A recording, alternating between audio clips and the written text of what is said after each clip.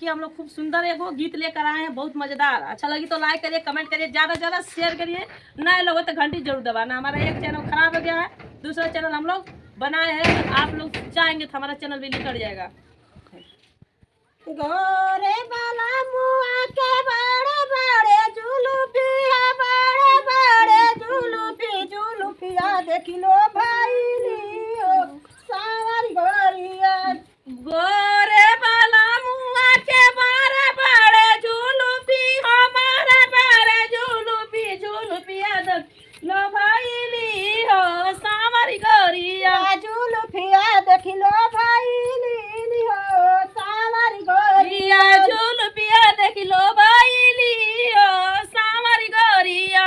गोरे बाला मुआ के हंसाहु नया मुसुकी मारी पटावाली हो सावरी गोरिया। गोरे बाला मुआ के हंसाहु नया मुसुकिया मारी पटावाली गोरी सावरिया। गोरे बाला मुआ के हंसाहु नया मुसुकिया मारी पटावाली हो सावरी गोरिया। गोरे बाला मुआ के हंसाहु नया मुसुकिया मारी पटावाली हो सावरिया। गोरे बाला मुआ के बड़े बड़े जुलुफिया देखी लो भाई लीली हो सावरी गोरिया। गोरे ही मुहावा के बड़े बड़े जुलुफिया देख लो भाई ली हो सावरी गोरिया। गोरे ही मुहावा के बड़े बड़े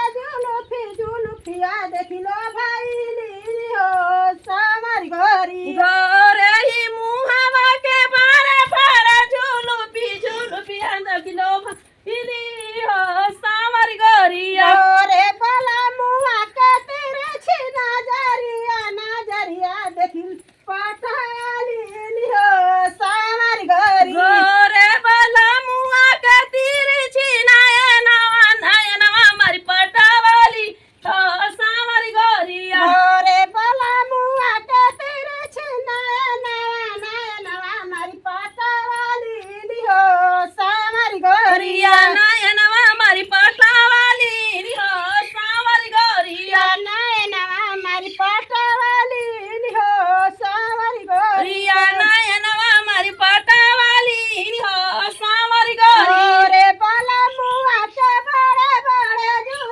जुलुफिया देखी लो भाई लीली हो सावरी गोरिया। गोरे बाला मुआ के बड़ी बड़ी जुलुफिया देखी लो भाई